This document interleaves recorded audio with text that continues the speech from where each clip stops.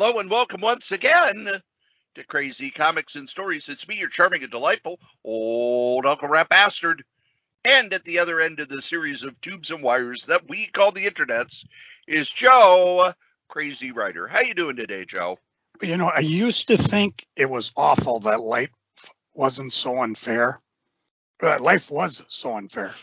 But then I thought, wouldn't it be much worse if life were fair and all the terrible things that happen to us come because we actually deserve them?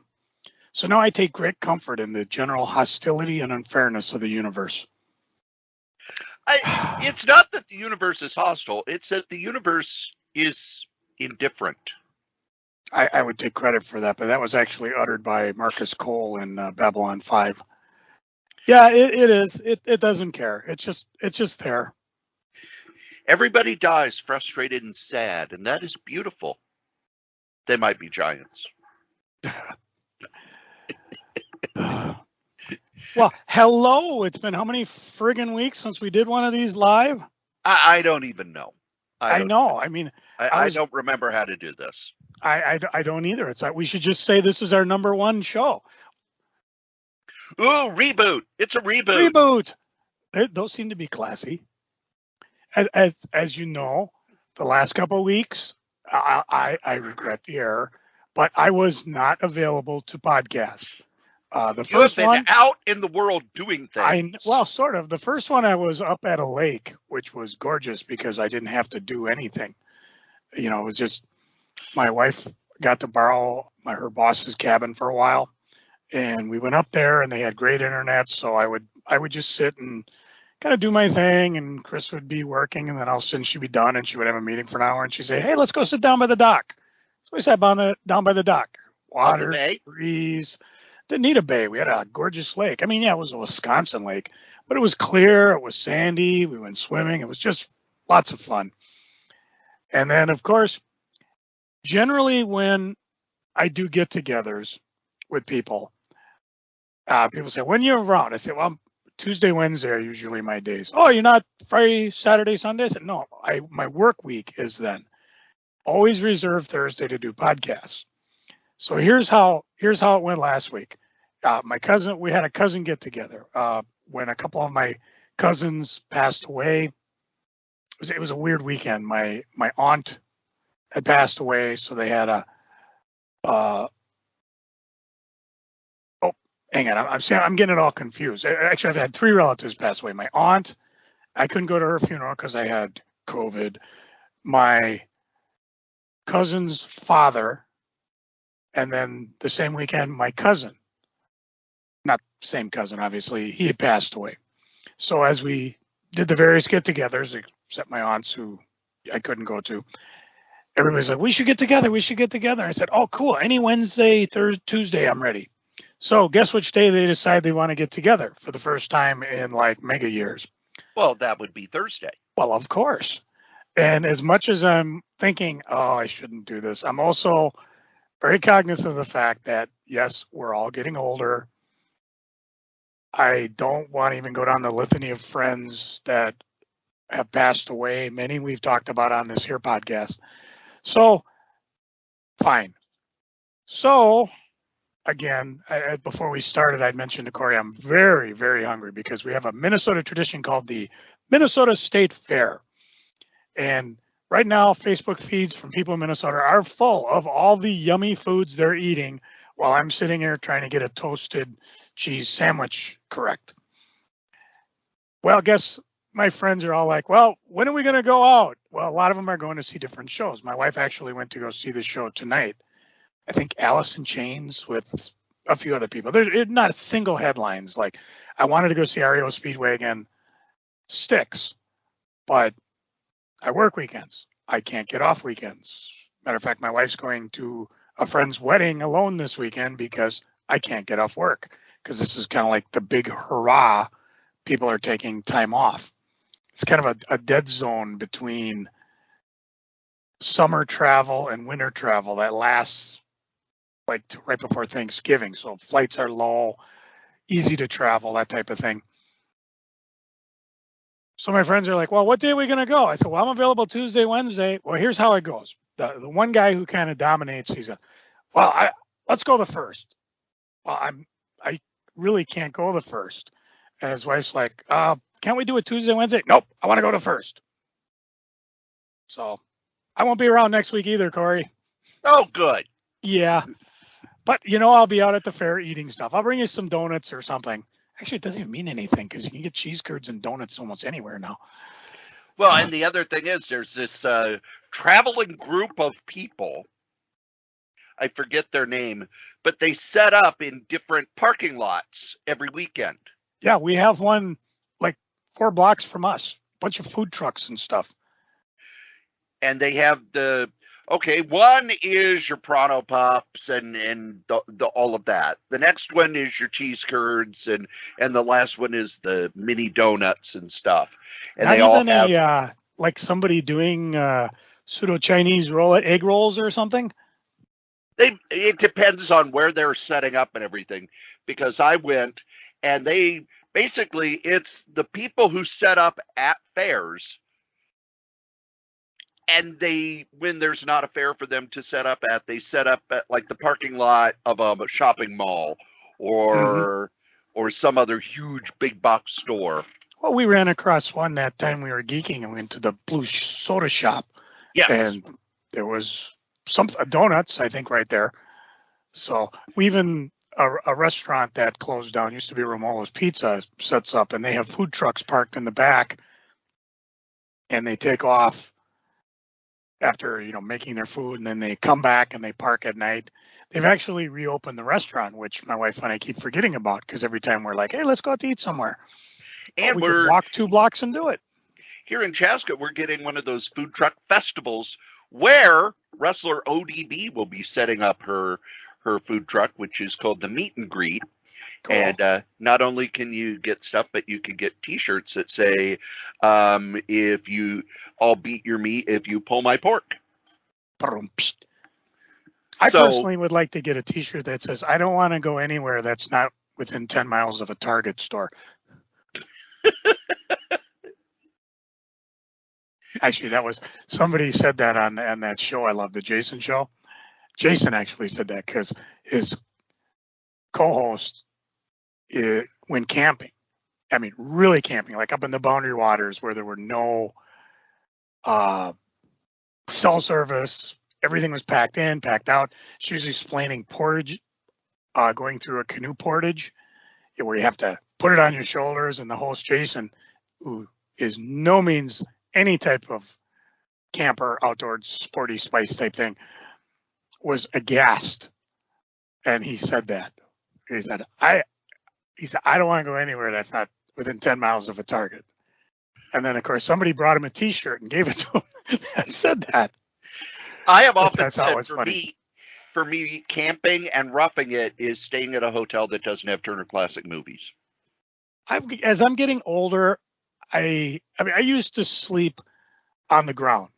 Boy Scout camper. If I thought I could pack in a cushion or a blow-up mattress if I wanted to carry the weight or the bulk.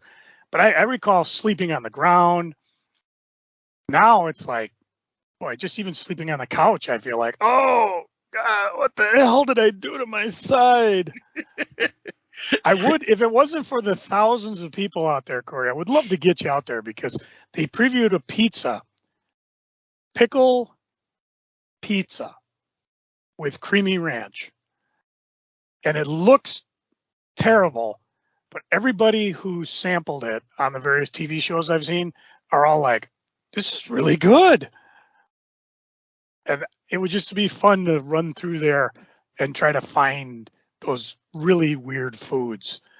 They have one that I'm going to try, tater tot hot dog. You know the Pronto puff, whatever. Hot dog on a stick, corn dog. What they do is they take tater tots and cook it around a hot dog. And they previewed one of those, and I was like, oh, that is so going to be my first stop. Now, I was out in the world. What? Yes, because on my birthday, AEW came to town. AEW. Had a show down at the Target Center. Wait. Dynamite. Let me make a prediction. Butch did not go. No, he did not. I'm shocked. Really, And I am, considering how much he likes wrestling. And neither did the boy. Well, he's married, you know. I don't know how into wrestling he is. So Evelyn, my foster daughter, came along. She had not watched wrestling in quite a while, but she knew CM Punk and she knew Bryan Danielson, and has listened to me talk endlessly about the Young Bucks. And it was a really good show, a lot of fun. We had great seats. I sat next to a member of the Gagne family. Oh, really? Not one that anybody knows. Yeah. Because he was not he wasn't a wrestler, but he was there. Talked a little about wrestling in the old days when things were quiet. Oh, And, I would love to talk to him. Really fun show. I got in with my press pass because I'm an actual journalist. And I read all kinds of comics, including, I want to point out a website that I went to where I did spend more money than I should have, but I spent more money than I thought I would. And that is cheapgraphicnovels.com. Oh, Normally, yes. I only go there when they have their huge sales, but they had a nick and dent sale. Oh. And I've ordered stuff from their nick and dent sales before, and it's usually, I'm just looking to get cheap graphic novels and stuff. They showed up, and on 3 of the 4, I could not tell that they were either nicked or dented. Sweet. I got, let's see, the first Power Man Epic collection. What was the other one? The Loki Omnibus. And the reason I got it was because it was just so cheap. That's a $125 omnibus, and I was able to pick it up so dirt cheap. It was like, how much did it end up being? $40. The Daredevil Epic Collection, Brother Take My Hand, which is the 3rd Daredevil Epic Collection. And then the last one was the Marvel Cosmic Universe by Donny Cates. Normally $100, $40 as well. The Epic collections were both $15. And they showed up a few days ago, and the Loki Omnibus, one of the things about the Loki Omnibus, which is why I waited until I found it ultra dirt cheap, is, boy, those stories are pretty much all the same. Yeah.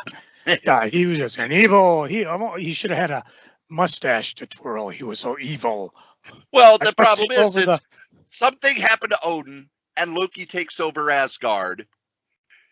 And he then, throws Thor out and has people attack Thor. And they do that over and over again. And you would think by the 3rd time, Thor would have tapped his dad and gone, hey, can you kind of change some rules so that he can't do that anymore? But no, we get to have the same story over and over and over and over. But, we get it by Kirby, and we get it by John Buscema, and we get it by Keith Pollard. It's very much an omnibus you should not sit down, start reading as if you're reading a novel, because of the repetitive nature of it. And in a lot of ways, it's why I didn't like DC when they put out, what were they? The showcases, because a lot of their stuff was very similar. Oh, yeah. And with Marvel, you're reading it like it's a soap opera. With DC, it's, okay, all right, okay.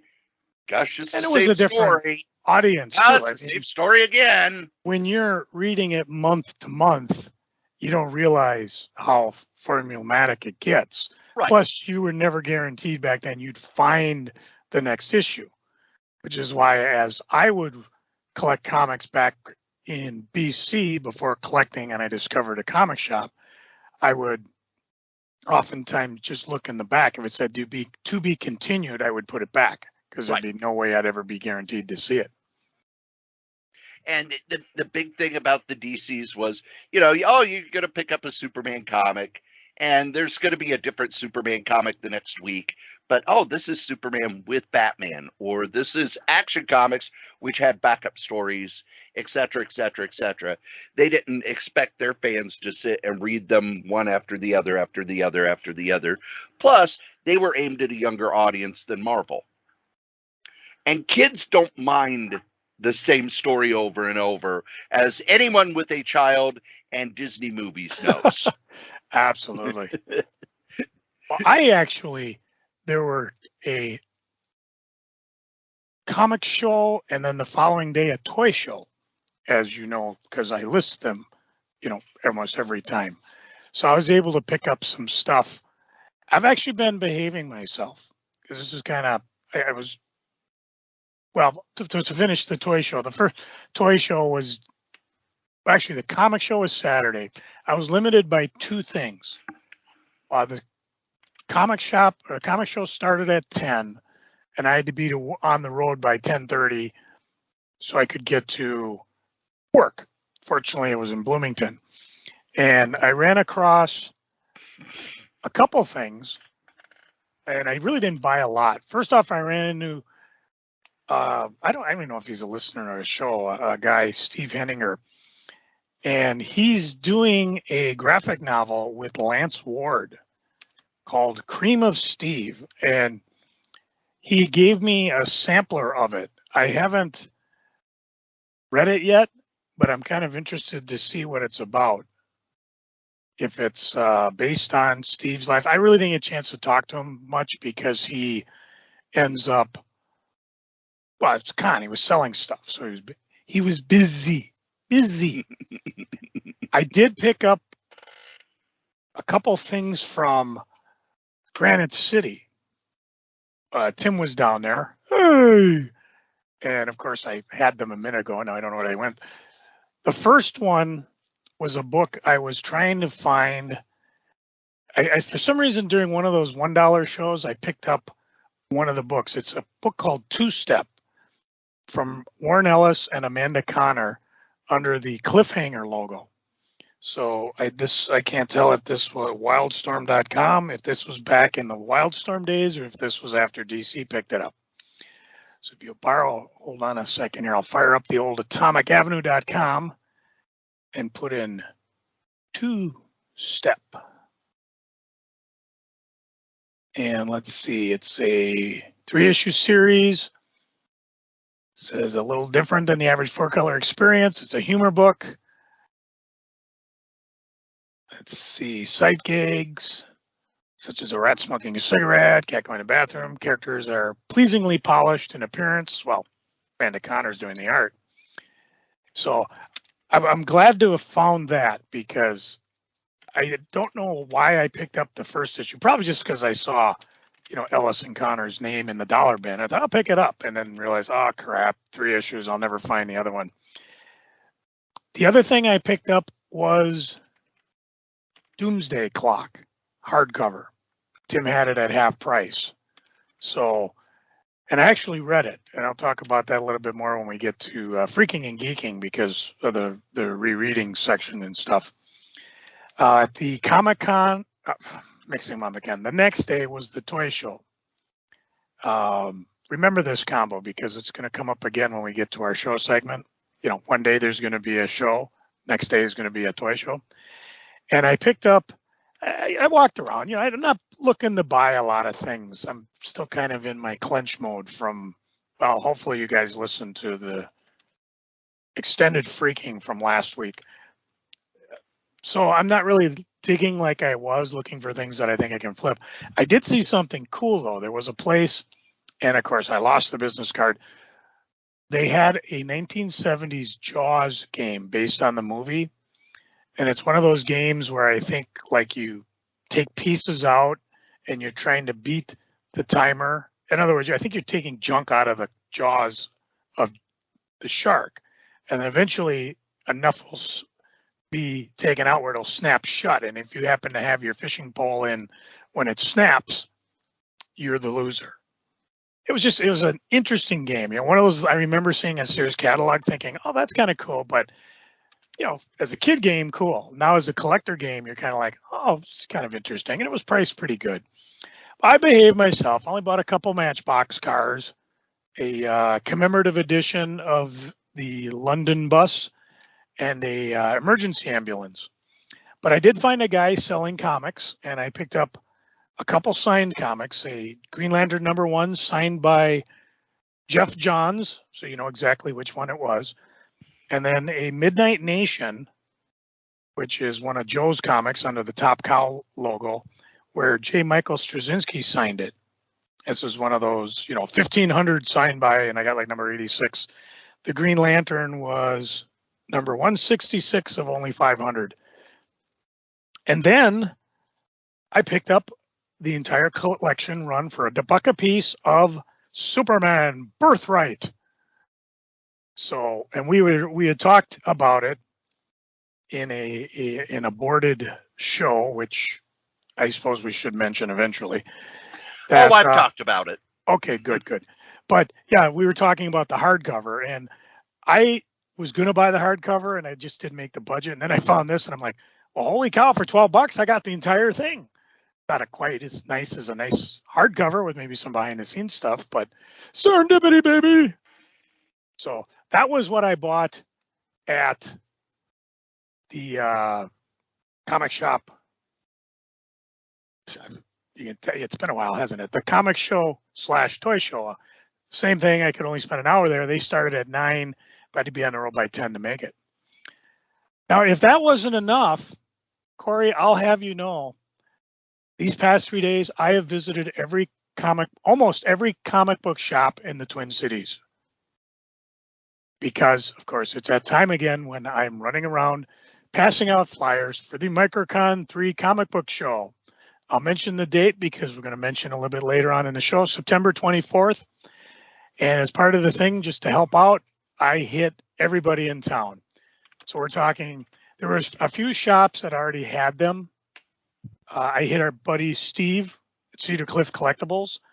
I didn't realize he opens at 10 o'clock on Wednesdays. Otherwise, I'd have been down there sooner. Comic College was already hit because, of course, they're right next to the source where Kelly works, the guy running the place. I hit Dreamer's Vault both in St. Louis Park and South St. Paul, where I was able to pick up it's a Sandman Special Edition #1, which has a gorgeous cover of the actor playing Sandman on it. And it's one of those freebies under DC's Black Label. And inside it's got maybe half of the first issue of Sandman that Sam Keith, Mike Dringenberg, and Neil Gaiman did, which I thought was kind of interesting. And they're saying it's from the excerpt from Sandman Book 1, Netflix series, yada, yada, yada. And then inside it has other goals. I only saw these, though, at Dreamer's Vault. And I visited 3 of their stores, Minneapolis, St. Louis Park, and South St. Paul. I don't know why I didn't see them at other shops. Either they didn't get them or they didn't give them away or whatever. Sometimes things like this are exclusives, and we all know about, like, movie tickets would show up at a comic shop, but just one comic shop. They didn't like spread them out to all of them or stuff. So maybe that's the case with this. I did stop by Dreamhaven Books, dropped off some flyers, and there I picked up, this is probably the most expensive purchase I made, the audio original of The Sandman. So I've been listening to people go on and on about how good it was. And I thought, you know what? I'll just pick it up, throw it in the car, listen to it as I drive to work and back. I met Granite City at the con I mentioned, so they took flyers. Heroic Games wasn't open, so I did what I normally do. I left an apology note for making a mess and slid it through the mailbox. Hit both Hot Comics, Richfield, Minneapolis. Issues needed, I did not stop at, but Chris Anderson, who's putting on a comic show on September 17th, said he was heading that way, so he grabbed some flyers for me. I did stop at both Level Up Games, Minneapolis and Hastings, and I got rumor that there's a new Level Up game popping up in St. Paul on West 7th Street in City Plaza, which is cool because I pass that every day going to work. And if they open at 10, ooh, the mischief I can get in. Yeah, they announced it on Facebook. Yeah. Let's see here. Trying to find it. They announced it a few weeks ago, and boy, they post every day. Yeah. And which is smart. Very smart. You want to make social media. I keep telling people if I had this social media while doing Crazy Comics, I might have kept it going because, you say, I just brought this into the shop. I'm doing this. Here's a special deal we're doing. Drive it to make it interesting. I stopped at Mind's Eye Comics. There it is. I have the address. It's in Sibley Plaza, 2493 West 7th Street. Does it say what they're next to? No, not on this, but they have their own page here. Well, when it opens in a couple weeks, I think they said it's opening 2 weeks before the show. So I'm going to swing by. I'll give you a quick review and I'll let you know because it's a big plaza. One end used to be a Champs restaurant. It's now, I think, an Anytime Fitness. The other end has a Subway. There's an Aldi's in the middle. But I did stop at Mind's Eye Comic. Said hi to the guys down there. I stopped at Nerding Out in Inver Grove Heights. Talked with him quite a bit. Outpost 2000 up near Northtown. I stopped all the way up in Remix in Forest Lakes. Said hi to Tim. Stopped at Rock Hopper Comics and Games, which we've talked about. And I'll give a shout out to because they've got just past their first anniversary, which is fantastic. And he says things are going really well. Did give some to Ultimate Collectibles, but he only took 3. Go figure. I was kind of confused by that, but then somebody else told me he's kind of mad at the MCBF because he couldn't get into the con. So I'm like, whatever. I did not get to Midway Books. I did not get to the Nostalgia Zone, Wizard Wax, or Gamers Island, which was closed when I went down to Hastings. So I will probably visit them next week. Hopefully they're open. And then next week, I'll be mailing out flyers to Greater Minnesota Store. I'm even toying with the idea of running to Duluth on Tuesday just to get out of Dodge because there's at least 5 places in Duluth to drop off flyers. You got 2 Collector Connections. One we haven't visited yet. The new one in Superior, which is more back issues. You got the Toy Zone, I think, next to Collector Connection. There's a Gaming Up, which doesn't really do a lot of, or maybe it's a Level Up that doesn't do a lot of games, but then there's a Global News there as well that you and I went to. And last time I dropped off flyers, they were pretty cool about it. But like I said, I behaved myself. The biggest thing I bought was the Sandman thing. I did find a copy of Ultramax Book 3, which for some reason I did not order. Got that through Issues Needed. And then when I was in Nerding Out, they had an Amazing Spider-Man number 181, which is one of those that I was just thinking about. There were 2 comics that came out that month that were very similar. This and an X-Men comic, which came out right after the death of Jean Grey. So that would have been 138, I think. Yes. And what was interesting is in the single comic, they were able to summarize everything that had happened in the Spider-Man book, Spider-Man in the X-Men book. Boy, you couldn't do that in a single comic nowadays. Well, you could. No. Because you would condense a lot of stuff. But you can't do that in a comic now because people would go, oh, it's a filler. It's a fill-in. And see, this I didn't buy. And they wouldn't buy it. I don't know if I viewed this as a fill-in because this was right after I was like brand new buying comics. Because again, my first comic was 181. So for me, this was amazing to like, and I knew some of it because I had found the old trade paperbacks of Spider-Man. So it was kind of like, oh, well, I kind of know what was going on. For some reason, I knew about Gwen Stacy dying. Didn't realize the impact it had. So it was just kind of a nostalgia thing. I thought it was kind of fun. Maybe I'll revisit that in one of our reviews because I got it set aside to read. I've listened to comic editors talk about this, and it's because comics aren't on the newsstand anymore, and they don't have a casual audience anymore. They in the 80s and 90s, they kind of repackaged these as separate series, such as Marvel Saga or things like that. Oh, yeah. Yeah, we used to buy them all the time. One of the things Roy Thomas talked about is every so often they would do an issue where they retold the origin. And it's because they felt that the audience turned over every 3 to 5 years. Well, you notice they're not doing that, where Reed Richards and Ben Grimm are sitting in the Baxter building and go, you remember before we had powers, and then do a retelling of the origin. Remember when we were back in World War II and fought with Nick Fury? But they don't do that anymore. And one of the reasons that the editors have said is when we do stories that aren't part of a larger narrative, readership goes down because current comic fans see issues like that as not counting,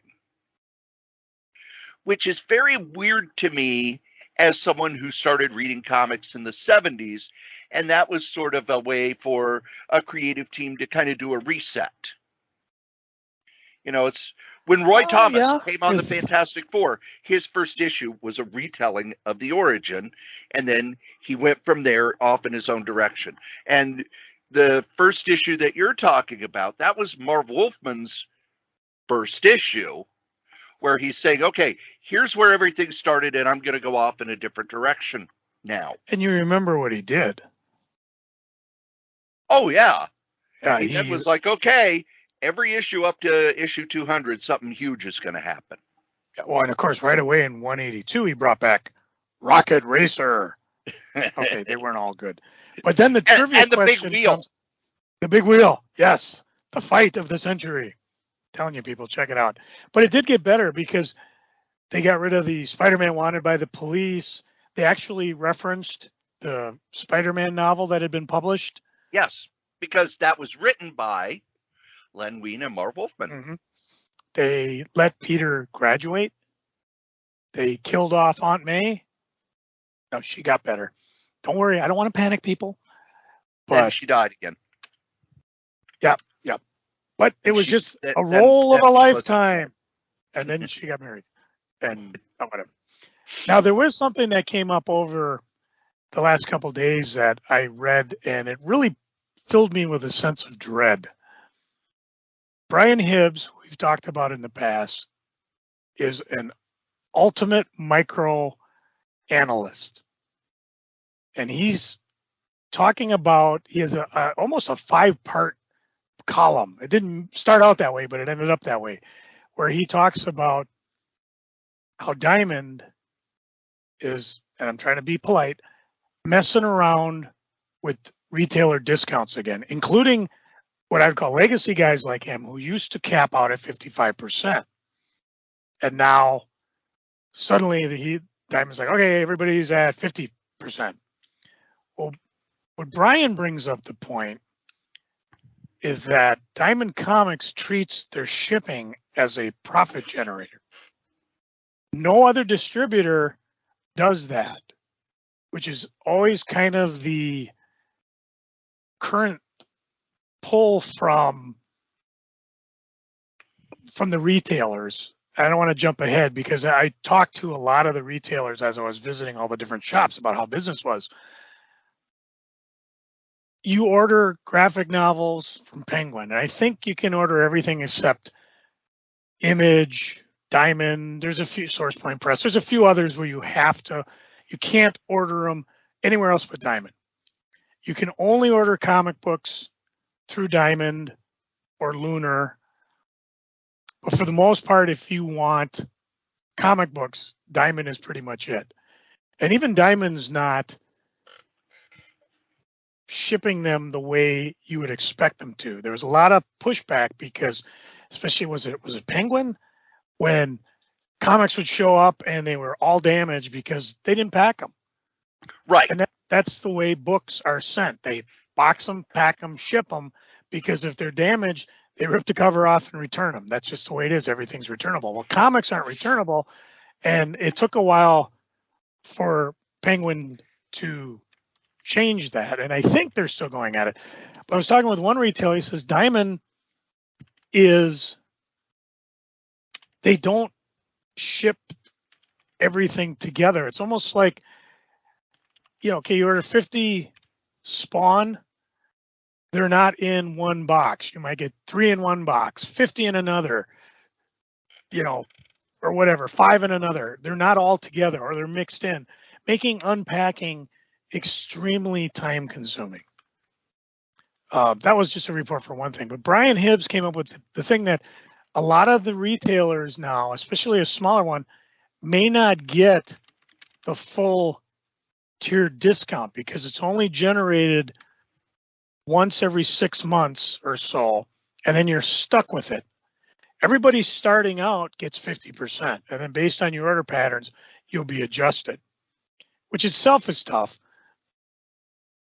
But when you tie in the shipping, suddenly that 50% discount, you're getting books in at 45 or less.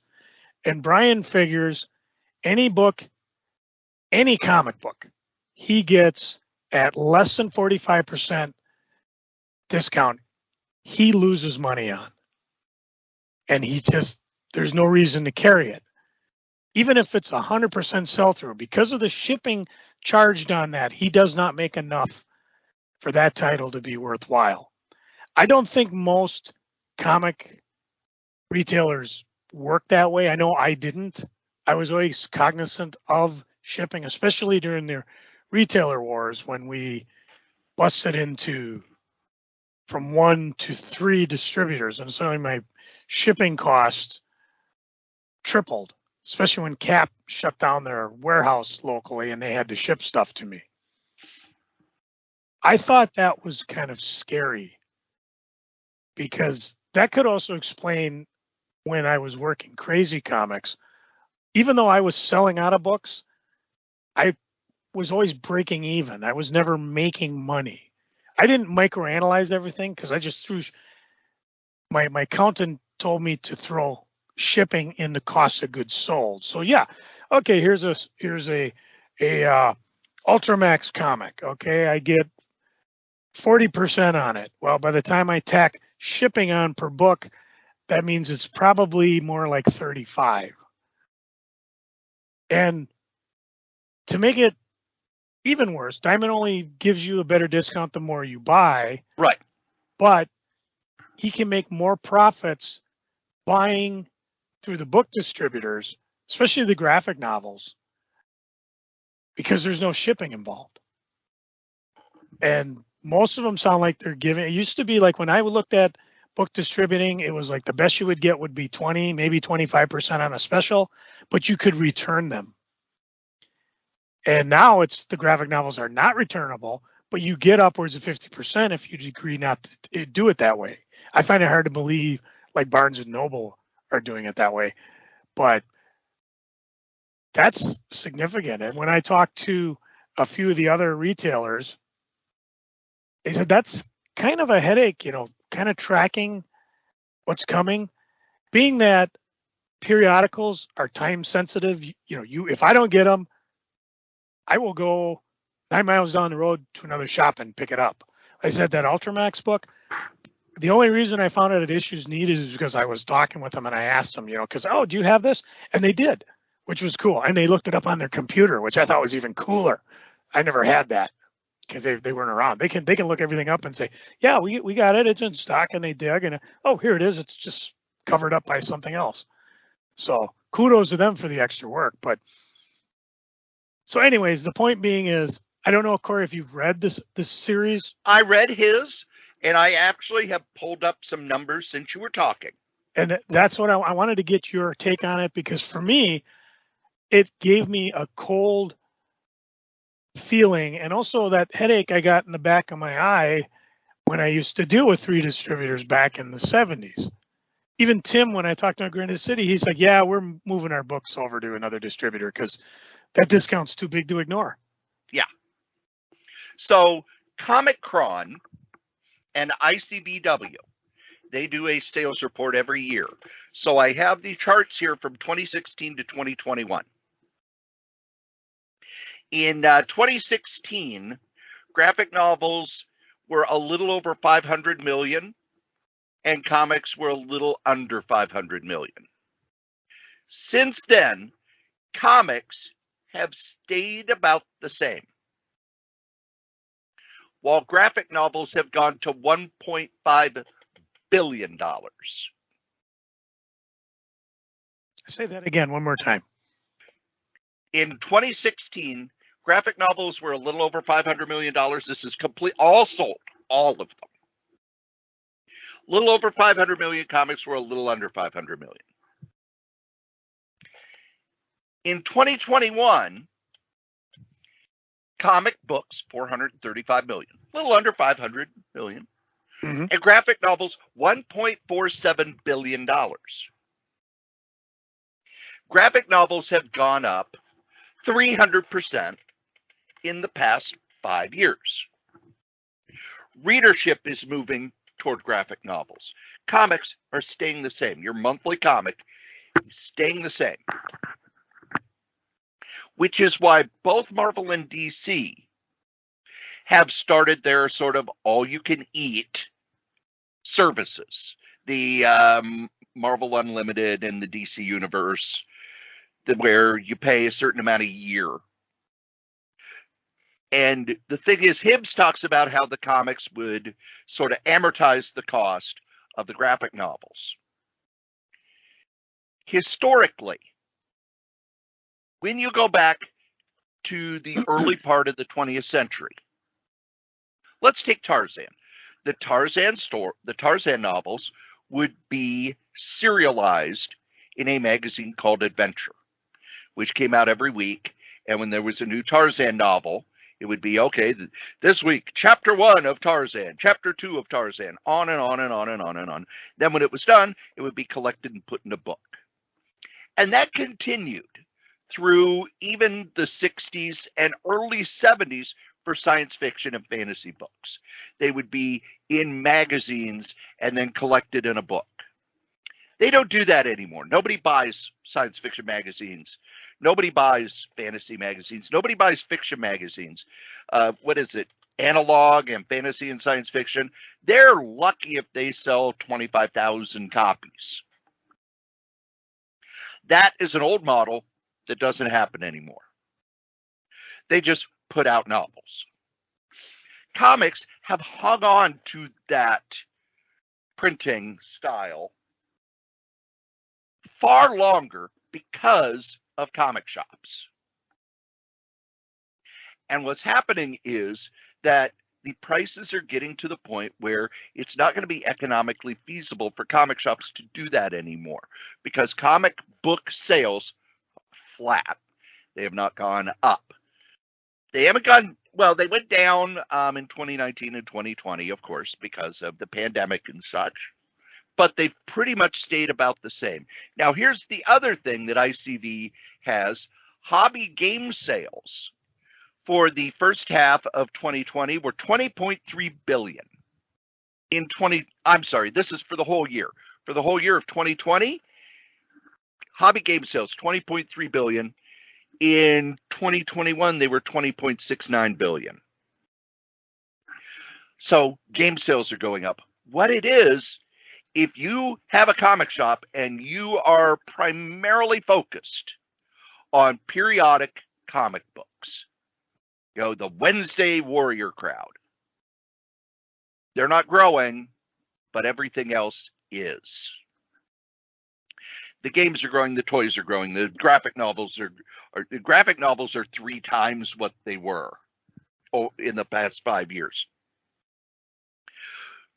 Now, we're also seeing what DC did. DC is like, okay, we can't raise prices because Marvel hasn't raised prices. Oh, I know. We'll put a special cover on and we could charge an extra $1. Yeah, and cardboard stock.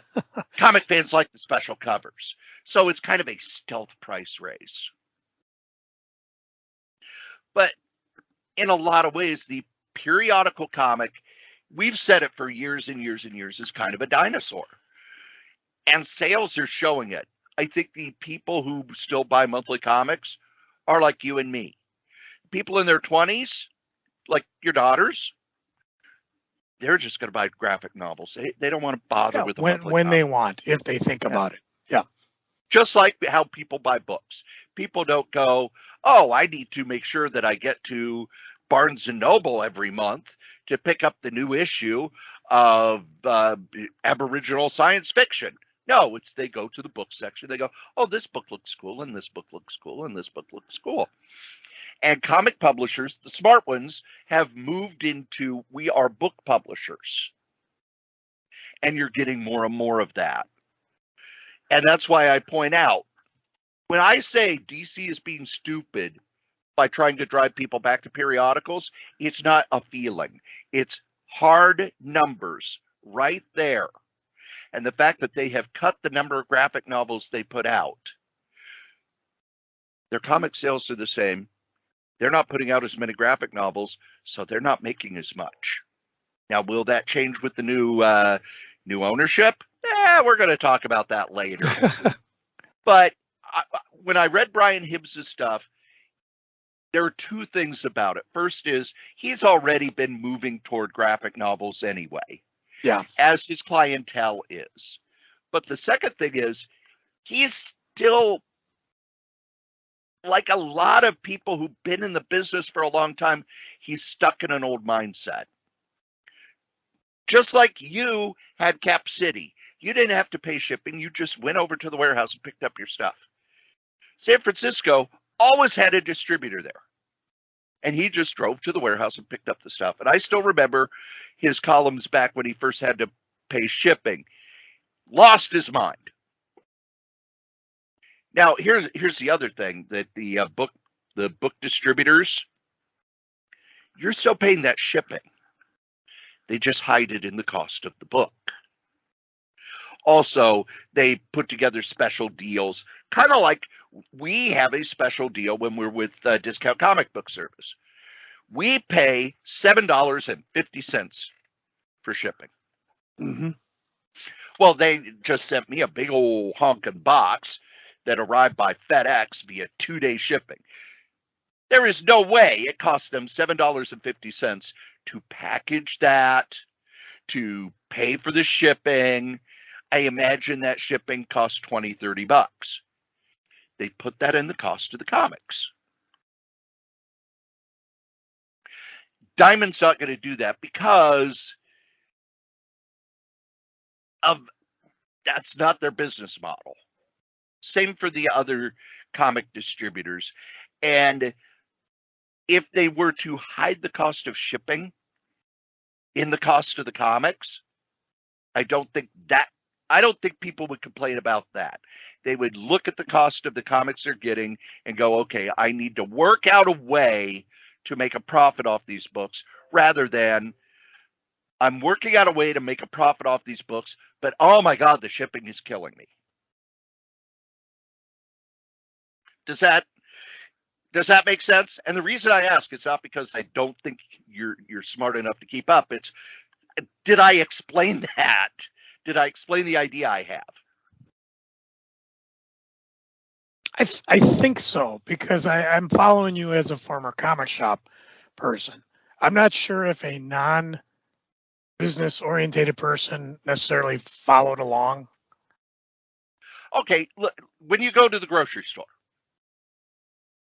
and there is a bag of tangerines, it's $5.99. And the grocery store makes about 20% profit on that bag of tangerines. So how do they figure those tangerines cost? Well, the distributor charges them a certain amount, but they also need to pay for getting the tangerines to their store. The food distributor charges them that. Now, does the food distributor charge them that as a separate line item? These tangerines are $3.50 for shipping. Or is it these tangerines are $3.50 and you get free shipping? Yay! Kind of like you do on eBay. You used to do on eBay. Yeah. Yeah, I was explaining that to somebody earlier. It's, how do you sell on eBay? Well, okay, I take the book, my beloved brand new copy of Amazing Spider-Man 181. Really nice shape. Anyways, what's the lowest on eBay? Somebody's got it at $25. Okay, I've got mine. What did I pay for mine? $10. Factor in $5 for shipping, 20% eBay. Okay, maybe I'll wait, or maybe I'll put it up at $20, free shipping. Or better yet, if the guy's got $25 plus shipping, $25 free shipping. But you see what I mean by cost of goods sold. I mean, you look at what it is. What'd you pay for the comic? Okay, 10 cents bag and board, maybe 20 cents now. $1 because I use the Gemini mailers, shipping, which is about $5 for a single book. Then I always throw in a little, you've seen it, the kind of a flyer for the show, and on the other side I put a packing slip.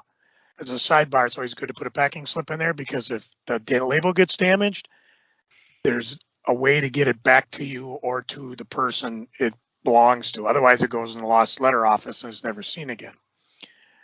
And then you can really get nitpicky because I can start saying, well, let's see, it's $50 to get printing cartridges for my printer, and I get about maybe 2,000, so I could divide that out. Wear and tear on the laptop, gas to get to the post office, assuming I don't want to walk to the post box. So there's all these costs of goods, not to mention time, which a lot of people, when they're self-employed, doing eBay or doing it themselves, they don't take in their time factor. It's kind of, Cory, would you work a job if they said, you know, Cory, we appreciate your job, but we can only really give you like $4 an hour? And you're like, no, I'll go do something else. Yeah. Because that's essentially what a job is. Somebody's paying for your time and you're giving them hopefully a value. A lot of self-employed people don't look at it that way. They look at it like, oh, I made $100 today. I said, yeah, well, you could have made more if you went to work. By the way, they called and said, if you don't show up Monday, don't come in at all. Woohoo! 3-day weekend. So hopefully that's a little, that to me, that's clearer. So, and of course, if it also fits for an artist. Oh, big time. Yeah. I am getting a piece done for the t-shirt on PW Pro Wrestling Tees for the stuff I do on PW Insider. We have the AEW post-show party. Most of the audio shows on PW Insider have a t-shirt. So we're getting a t-shirt done. And there's an artist that I've commissioned who's drawing it. And she said, well, what do you want? I explained it, and she put her price at $125. And I know that she's new at this because normally she just does, somebody says, hey, can you draw this anime character for me? Can you draw this for me? And I asked her, how many hours is it going to take you to do this? And she told me, and I said, okay, with the $125, you're making $10 an hour. Is that fair?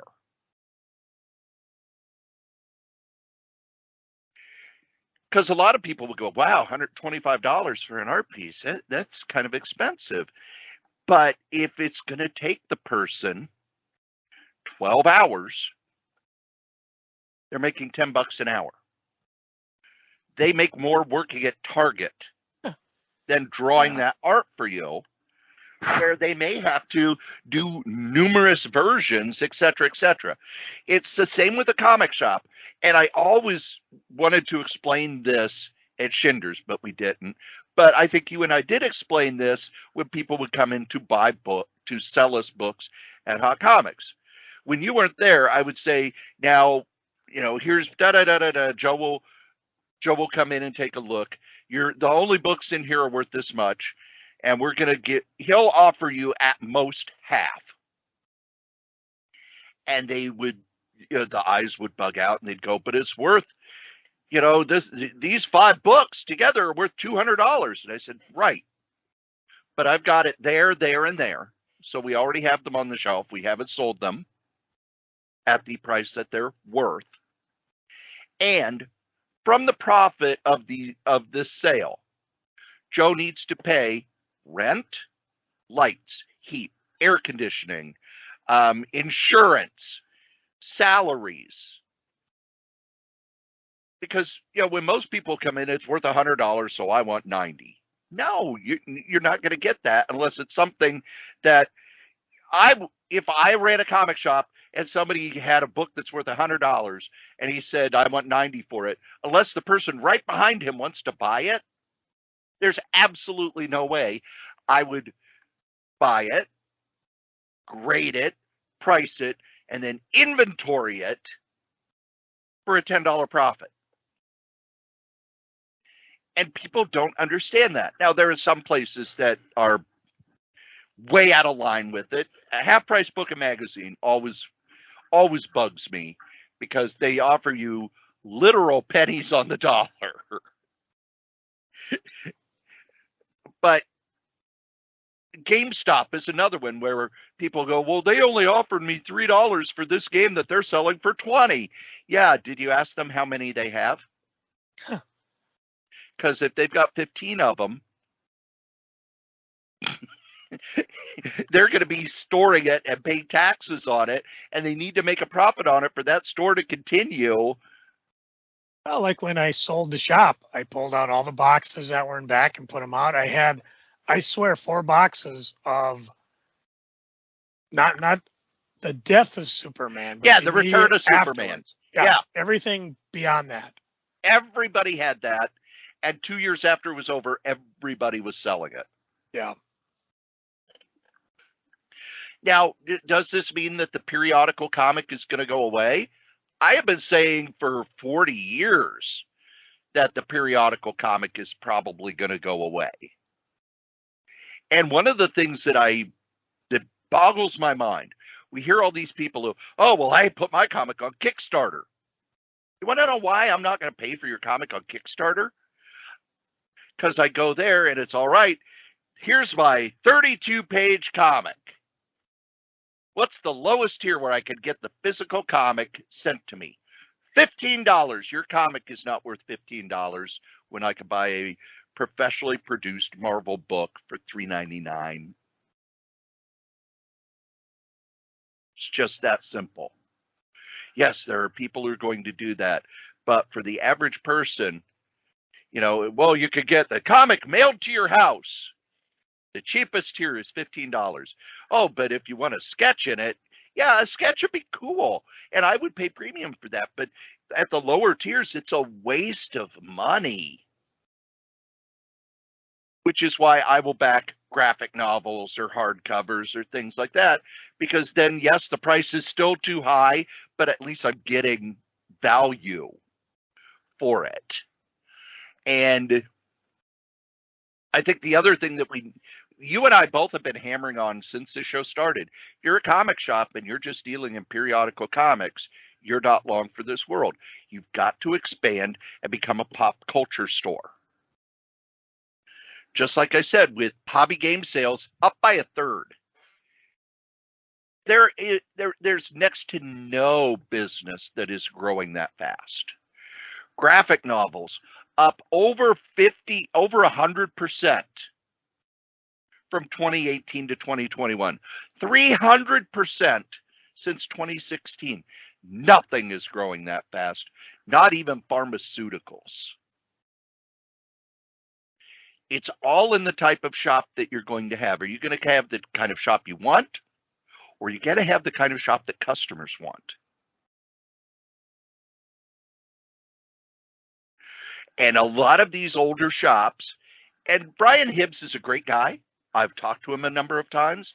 He does excellent market analysis. He knows his business. He does very well in business. But there are times like he's stuck in that old mindset of, I want the shop that I want, rather than moving toward the shop that the market wants.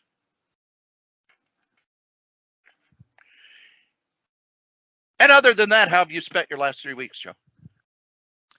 Pretty much what I talked about. And I'll talk a little bit more when we get freaking geeking, but it's that work, home. Just waiting.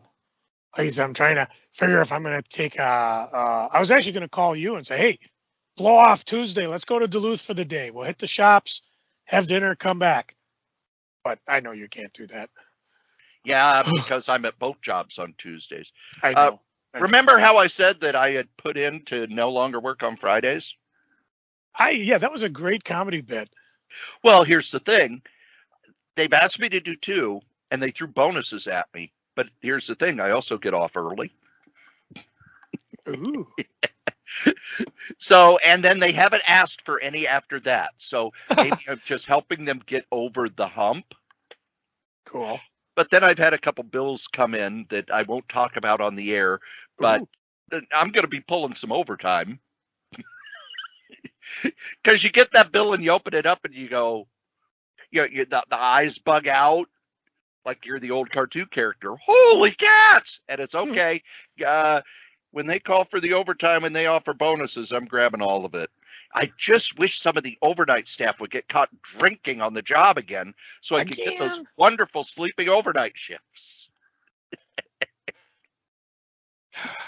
You know who else has been busy, Joe? Well, I know everybody at the State Fair is. These guys, our sponsors. Our newest sponsor is NordVPN. Let's be honest, if you're out on the internet, you need a VPN to protect you. There's all sorts of things going on the internet where people can track you. You could accidentally download a keylogger, all sorts of things. NordVPN gives the best security possible. It has a password manager which generates complex passwords, syncs across all your devices, stores your notes and credit card information. It also gives you 10 gigabytes of private cloud storage, secure files. It backs up your data automatically. But the main thing it gives you is peace of mind. It gives you peace of mind when you're out on the internet, when you're streaming, when you're playing games, when you're listening to podcasts like this one. It gives you safety anywhere at any time. It protects your online activity. You get full access to all content. And if you use the link go.nordvpn.net sh3ku, it'll take you to where you can get a great deal for a 1-month plan, a 2-year plan, a 1-year plan. They are our newest sponsor. We're happy to have them. And if you would like to sponsor something here at any of the podcasts on the Solitaire Rose Network, you can. Just email me, solitairerosenetwork@gmail.com. Thanks. And I've been busy too with other podcasts. Yes, I cheat on you, but I also did podcasts without you. You slut. I know.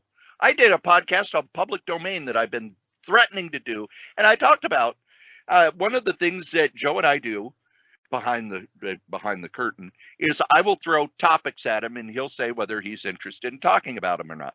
And one topic I've wanted to do forever is public domain comics. And Joe will say, I don't know anything about that. I don't know anything about it. So I've done a special Crazy Comics and Stories all about it while Joe was up at a lake. Yeah. Staring at the water, being with his wife like a loser. Oh, it was the best loser I ever had. But here's all the other podcasts I do. The Solitaire Rose Podcast Network is filled with all kinds of audio goodness. First, there's Crazy Comics and Stories.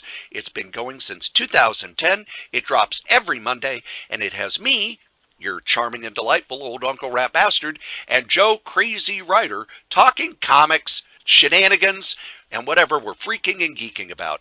Every Monday morning. It's been going since 2010, and it's available at crazycomics.solitairerose.com. Also on that same feed is the Solitaire Rose Podcast, which is me, again, your charming and delightful old Uncle Rat Bastard, doing interviews, talking about comics history, pretty much talking about whatever I want to talk about. We've also got Solo Joe, where Joe Crazy Writer does a solo podcast, and he hasn't done one in a while, so kick him in the shins to get him started. We also, on that same feed, have Solitaire Rose Series and Review, where we do DVD commentary of older comic book series. That's all at crazycomics.solitairerose.com. I also do a podcast with Wolfie B. Bad at badadvice.solitairerose.com, where we take listener questions and give them bad advice. There's also Novelcast, where I take the novels I've written and turn them into free audiobooks. That's at novels.solitairerose.com. There's also Fantastic Forecast, where myself and Adam Vermillion are going through the entire run of the Fantastic Four, 4 issues at a time. That's fantasticforecast.solitairerose.com. There are always more podcasts at the Solitaire Rose Podcast Network. Be there. Aloha. Now, Joe, there's all sorts of comic shows going on. Some in the Twin Cities, some all around the world. Yes. And this is where we talk about them. And of course, if you have a show, and again, this is a worldwide podcast, you want us to promote, or hell, you got an event you want us to promote, let us know. But so far, the ones we've got are Minnesota, how would you say, centric. And there's a couple coming up. Remember how I mentioned the comic show, toy show weekend? Another one's coming up. The first one is the Minnesota Comic Exchange Comics Show. A guy, Chris, who helped me distribute flyers for Microcon. They're doing it at Valley Creek Mall, September 17th. And you can go to valleycreekmall.com, check it out. 9 a.m. to 2 p.m., free admission. Another free admission will be the following day, the Minnesota Toy Posse's mid-September toy sale, Sunday, September 18th, 9 a.m. to 1:30 p.m., free admission, inside and out again at 2507 East 25th Street in Minneapolis. Always a good time. I lucked out last one because it was one of those days like, well, it might rain. And when I got up, it's like, there's no rain nearby. So we're good to go. Also on the 17th, again, back on Saturday, my buddy at Remix is doing a record palooza at Uncommon Loon Brewing Company, which will be Saturday, September 17th at Uncommon Loon in Chisago City. That's, 10825 Lake Boulevard, Chisago City. It'll be from noon to 5 p.m., free to attend. There'll be record vendors, a few comic book vendors, video games, as well as a few others. So going to be a busy weekend then. The following weekend, of course, we've got Microcon 3, the comic book show, down at the Mermaid Center, in the Atlantis Event Room. That's 2200 Mounds View Boulevard in Mounds View. $5 per person to get in. Kids 9 and under are free. A lot of dealers, a lot of artists, 6,000 square feet of action. Comic book fun, you know. And of course, Twin Cities Con will be November 11th through 13th at the Minneapolis Convention Center. This is probably more of a traditional con where they're bringing in lots of guests. They're going to have comics, toys, TV, film, art, cosplay, games, all things. As we get closer, I'll tell more about that, but you can go right to their website, Twin Cities Con, and check out the guests, check out how much it'll be to get there, make reservations, get your tickets, all that fun stuff. And then Nerding Out Con will be October 7th through 9th at the Mayo Civic Center down in Rochester at the Mayo Civic Center. It's going to be bigger, better than ever. Let's see. They drop guests. Emily Swallow from The Armorer, Star Wars The Mandalorian, Darby Allen from AEW Star. You should probably know that one, Corey. Denise Crosby from Star Trek, Claire Blackwelder from Power Rangers, Neil Ross, a voice actor. Tons of people. Go to nerdingoutcomicscon.com. You can get tickets at the stores or online at Ticketmaster, of course. And that's one I would love to get to because it just sounds like it's a blast. That's pretty much the shows we know of. And again, if you got something you want us to promote, it's free. Ain't cost nothing. And now we get to my favorite part of the show. No, not where I eat a whole bunch of cookies and then try to do the podcast with a mouthful of chocolate chips. Oh, I could do that. I could call in from the State Fair next week. You know, Corey, I'm going down the giant slide. By the way, I have heard that with the Sweet Martha's cookies in the store, Mm. the frozen ones, don't bake them. You just eat them when they're thawed out.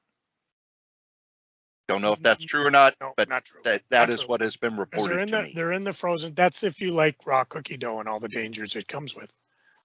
So, yeah, actually, Holly took my batch that I had the year without the show, and she cooked it herself, and she said, yes, good way to go. No, it's Freaking and Geeking Joe. What are you freaking on?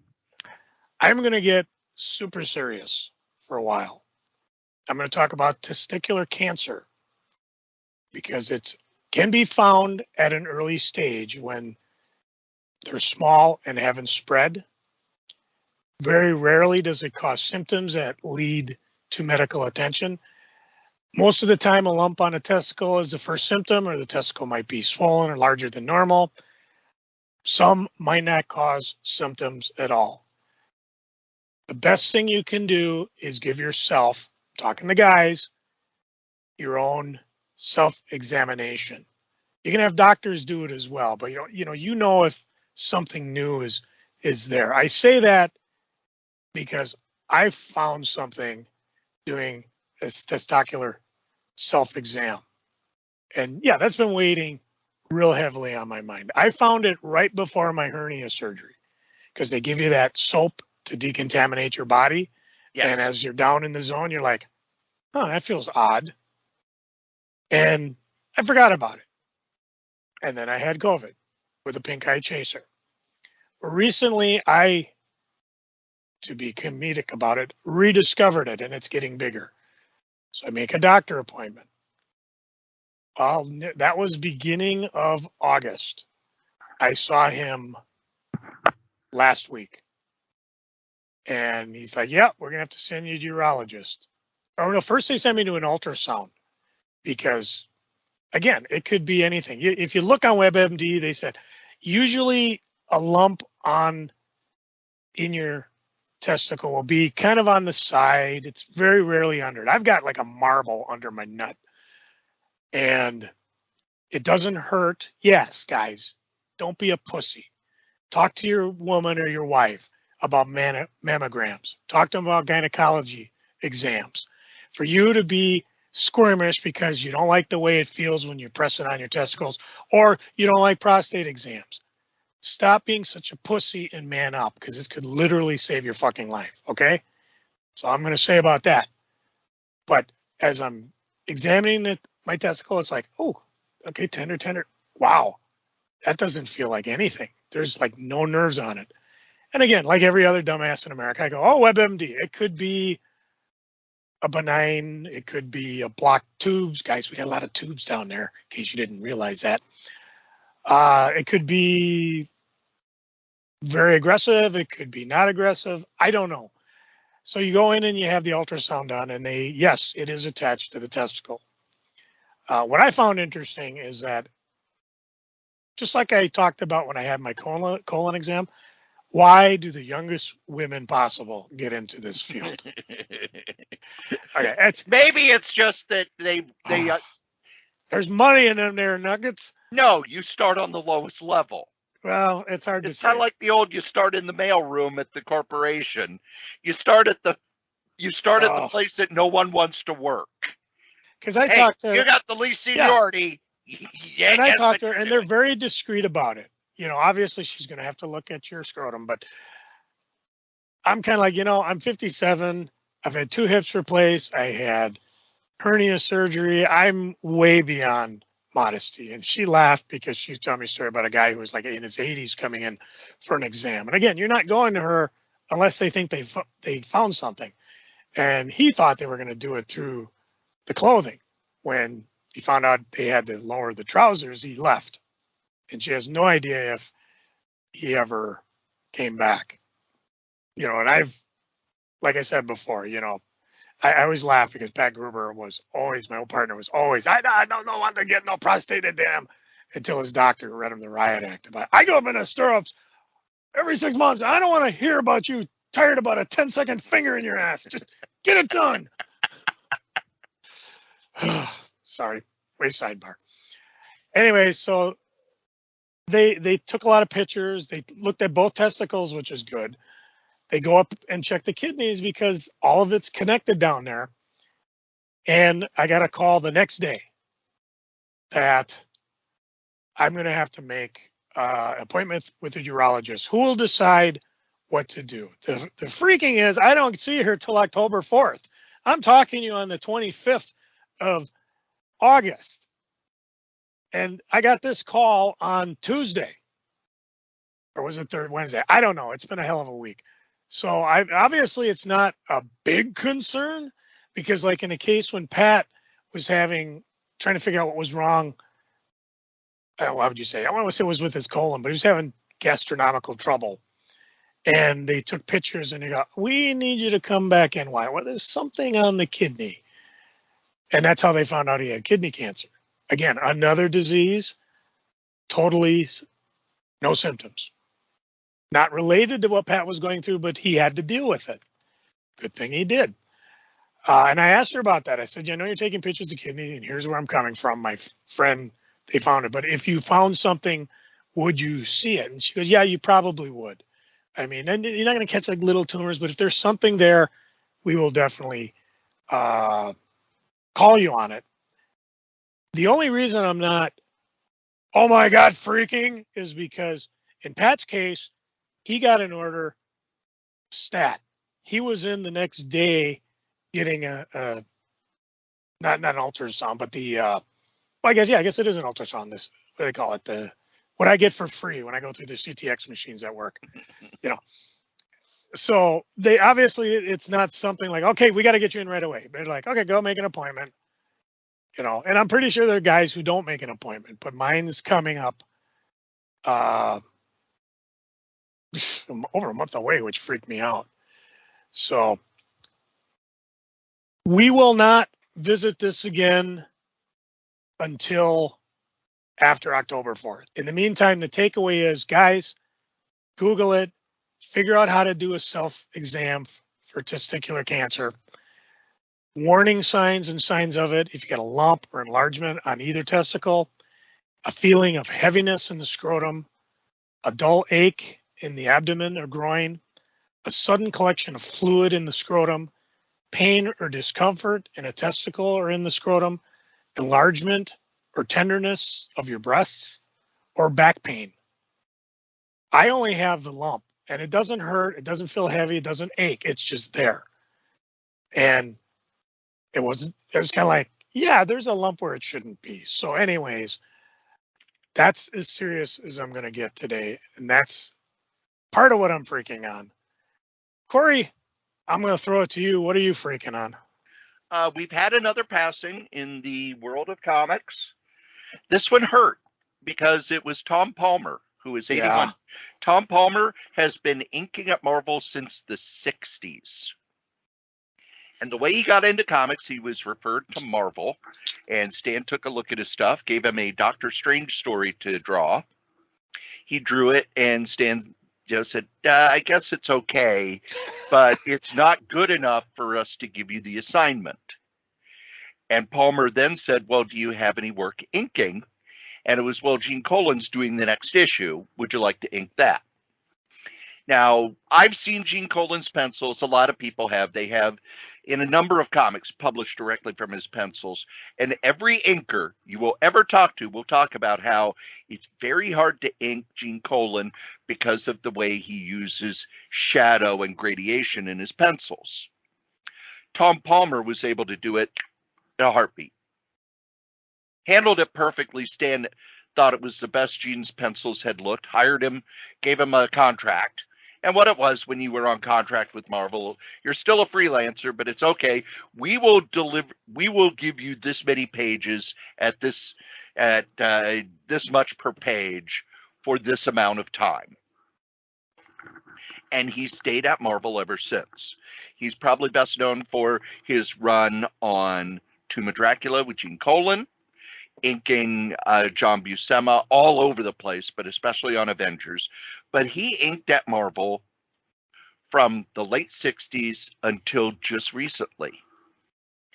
And if you're friends with people on Facebook.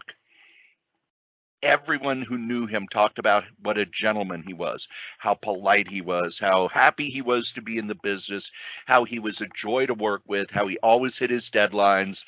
He never, editors talked about if you gave something to Tom Palmer, you knew you were going to get it back early and it would look great, fantastic.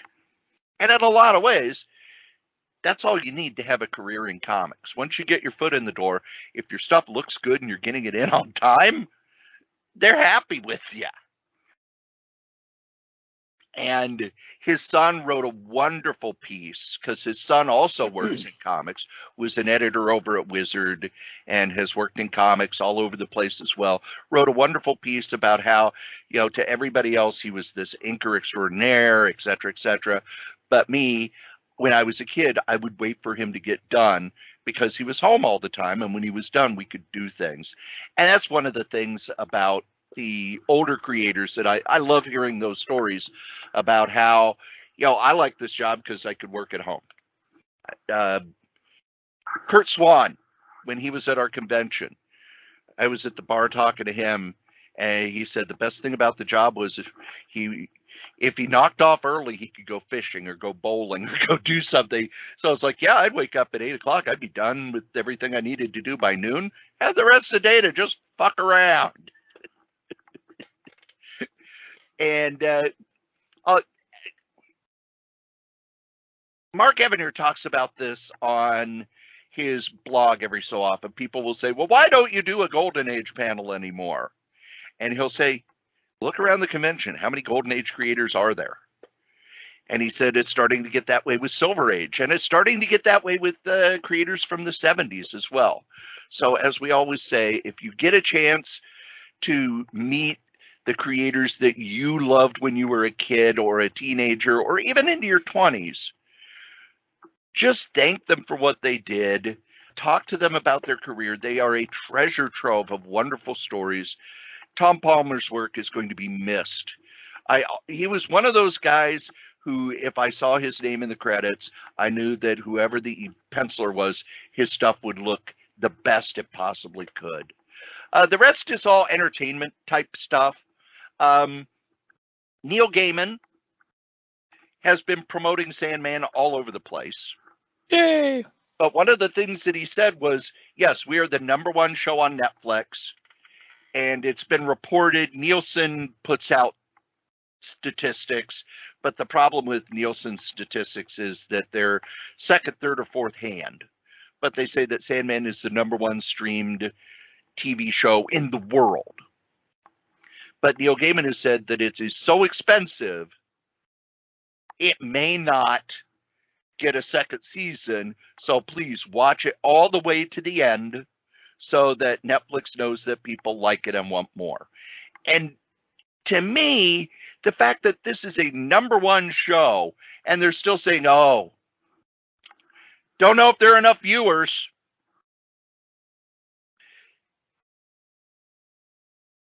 Boggles my mind and makes me wonder if these streaming services are sustainable.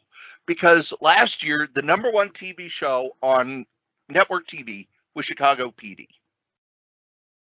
Now, if we got toward February and NBC said, well, yes, it's the #1 show, but we don't know if we're going to renew it, people would lose their minds. What do you mean? It's the #1 show on TV, and you're saying it's not popular enough to get another season?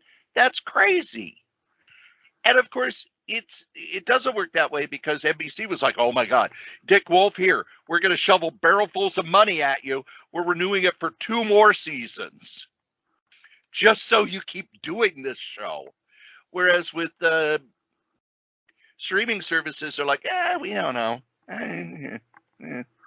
Over on Discovery, which now owns Warner Brothers, they cut, what was it? They had to cut $3 billion worth of costs.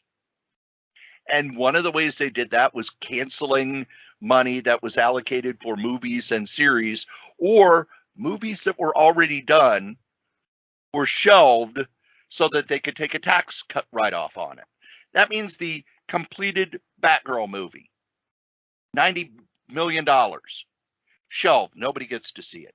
The Scooby-Doo movie, shelved. Nobody gets to see it. They're pulling stuff off the streaming service. And even the creators of stuff on it are like, well, it doesn't cost them anything to keep it on the streaming service. No, we have to do this, so that we can, take it as a tax write-off, et cetera, et cetera, et cetera. First off, Discovery being in charge of Warner worried me when I first heard about it, and now it really looks like the guy in charge of Discovery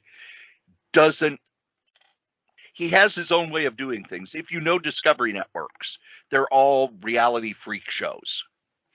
Dr. Pimple Popper, My Fat Fabulous Life, the show about little people dating on TLC, My 600-Pound Sisters, My 1,000-Pound Life, 90 Day Fiancé. Those are cheap. They have no shelf life, though. Reality shows don't have a shelf life, and they don't go on for very long. Just look at all the reality shows of the past. Honey Boo Boo got huge, crazy ratings. Does anybody give a flaming rat's ass about Honey Boo Boo? No. Does anybody go back and watch the old episodes? No. They have no shelf life. Duck Dynasty. There for about 2 years, it was, Duck Dynasty's everywhere. You'd even go to the gas station, they'd have Duck Dynasty merchandise. Now, show's canceled, none of them can get work, and nobody's watching it on streaming. Why? Because it's a reality show. It's ephemeral. Doesn't matter. People are still watching old scripted shows. There are entire digital networks like MeTV, Antenna TV, Cozy TV, etc. They make a lot of money just showing old TV shows. But nope, the guy in charge of Discovery canceled all scripted shows on TBS. All of them. TNT canceled all scripted shows. Shelving movies that are already made. There are people at Warner who are saying, once my contract with them is up, I'm never working for them again. There are comic creators who've written animated shows. J.M. Matias, over the last month, has sent out tweets saying, here are the animated shows that I've done. You may want to buy DVDs of them because the way Discovery is pulling scripted stuff off HBO Plus, they may not be available. Please watch them now or buy DVDs so you can have copies of them. It's almost like they bought it to tear it apart. And we've gone through this before with Warner's when AOL bought them. First thing AOL did is say, get rid of everything. Get rid of the wrestling, get rid of the scripted stuff. We're not going to pay all these rights fees for sports, et cetera, et cetera. Then AOL, shockingly, people didn't want dial-up internet anymore once they were able to get high-speed internet, and AOL fell apart, and basically Warner Brothers was able to spin them off, but the people who were in charge of AOL and drove it into the ground were still in charge of Warner. Then AT&T bought Warner Brothers, and they cut a lot of stuff. They're the reason why everybody at DC Comics who was making over a certain amount of money got fired. I don't understand these business people when we can look at it and go, you're losing money. They cut $3 billion in costs, which they had to do for Wall Street. But the problem is, in cutting those costs, their market cap, what the company was worth, the stock went down so much they lost $20 billion.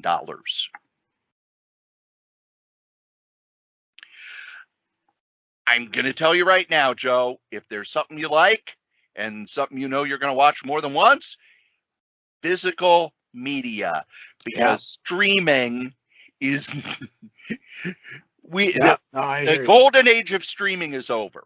It's over. It's done. When it's all of these cool new shows are coming out. Well, guess what, kids? People watched it when there was a pandemic, but now they're finding other stuff to do. What are you geeking on, Joe? Okay, let's see. Visited every comic store in town. Check. family get together, check. Went to the lake, check. Went to a con, check. Speaking of which, I watched the 2 episodes of She-Hulk. She-Hulk suffering from what I call wokeitis. A bunch of you right-wing pukes are going crazy because it's a strong female character. So you're going to IMDb and you're trashing its rating. It's a good show. I like it. I enjoy it. I was pleased that it was a half hour, just like Big Bang Theory, just like MASH. I can turn it on. I can watch it. I can enjoy it. I enjoyed the first 2 episodes, I should say, and it's going to be a regular watch for me on Thursday. And I say that with tons of other Marvel series and movies I have yet to actually watch. You know what the cool thing about it is that I like? It's one of the few series that really feels like the comic, the Byrne Slott run. And there were people who, it's not like the comics, in the comics, Hulk was blah, blah, blah, blah, blah. And I said, first off, it's real clear you didn't read the Peter David run on the Hulk. And also it's real clear you never read the John Byrne and Dan Slott issues, because the plot literally taken from one of the Dan Slott issues. When I had people bitching that, that ain't the way she is in Avengers, man, they totally ruined her. I'm like, you really got to get caught up. There's been 4 issues of She-Hulk where she's back to the way she was.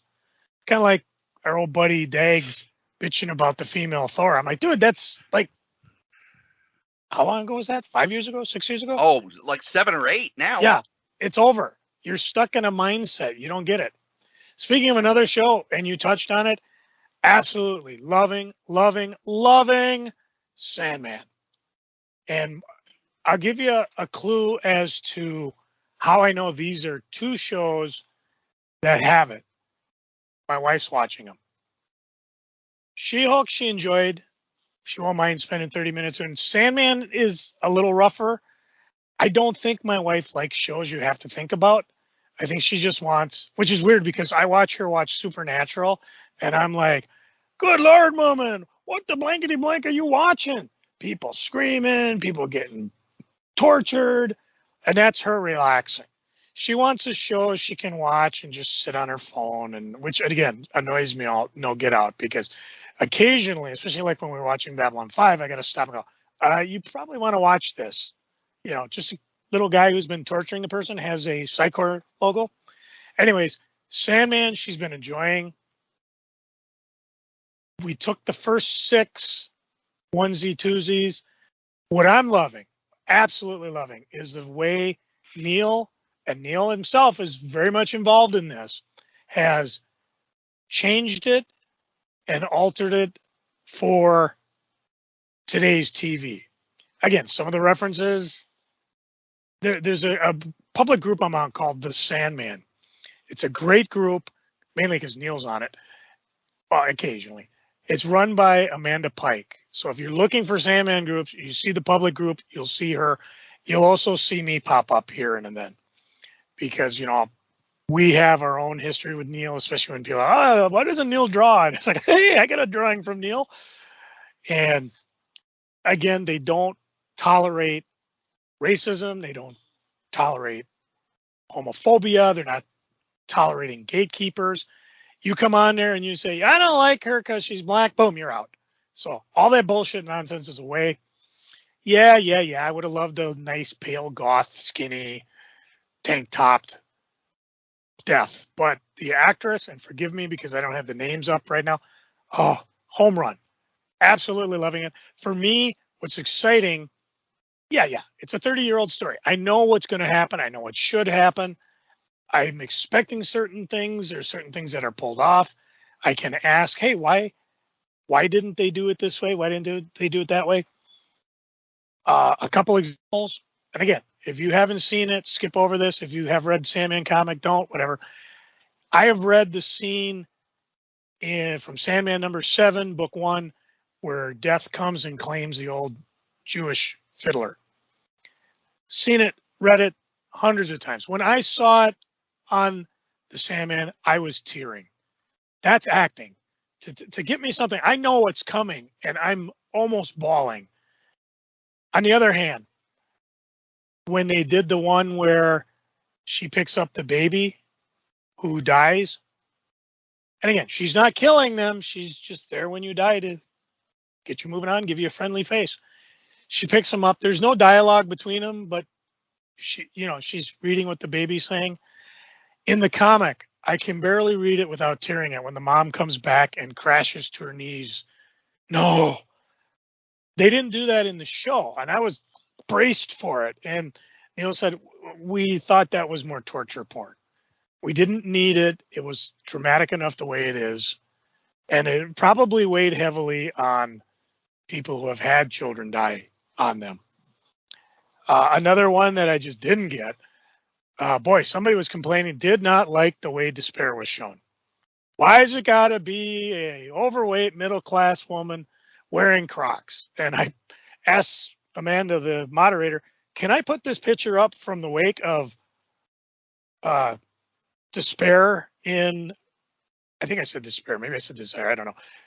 But despair in all her naked, gothy, grotesque goodness. And she said, yeah, do it. I said, okay, this is my despair. I understand why HBO ain't gonna, or Netflix ain't gonna do it. I also don't fault the actress for playing it because I've only seen her in one brief moment and I thought she knocked it out of the park. Turns out the guy who wrote the post and refused to back down on it was himself overweight and took offense at it. And I'm like, are you really familiar with the source material? So you get that type of stuff. You also get people absolutely loving the show, asking good questions. Like here's one. The Sandman star Mason Alexander Park shares first look at their Quantum Leap character. And somebody's going, oh crap, I was not going to watch the new Quantum Leap reboot, but now I'm going to. So the show I'm loving. For me, it's so brilliant just seeing how Neil takes, especially in that last 4-issue story arc or episode story arc, takes stuff from all different issues, all different books, not where I would expect it to. He's kind of twisting it around. The big thing, because he's not using DC mythos for various reasons. Again, I would have loved to seen it. Yeah, I'd like Tom Ellis as Lucifer, but the actress who played it, besides being beautifully tall, hit it out of the park. Love it. Would I like to have seen the actor from CW come in and play Martian Manhunter and whatever? It has nothing to do with it. It stands of itself. It's fun. That's part of the reasons why I mentioned earlier that I picked up at big cost the Audible Sandman, because some of the people online said, oh, I've listened to the audio and it is so cool. And granted, Cory and I, you and I bemused, how many more versions of Sandman do we need? Annotated, maybe. And I'm thinking, boy, do I want to get the big books and look at the art? And I actually was worried a little bit because I thought I have the banded hardcover version where each version was a different color, but they're all the same because of a band. And I couldn't find Brief Lives, which I believe is number 7. And I asked Dana because she had them all. She said, no return. I said, well, okay, maybe it's missed. Maybe I went to look it up, and those run are going for like about $80 to $100 on the eBays. And I thought, well, I could replace everything. Turns out Old Joe's just not quite as good with Roman numerals as I thought I was, because I had placed it after the wake. So, I got them all. Don't worry about it. So, yeah, I can't say enough about Sandman. I believe they know there's a distinct possibility that Netflix is going to totally fuck up and not do a second season. Neil himself has said, we may be able to shop this somewhere else. Obviously not HBO Max.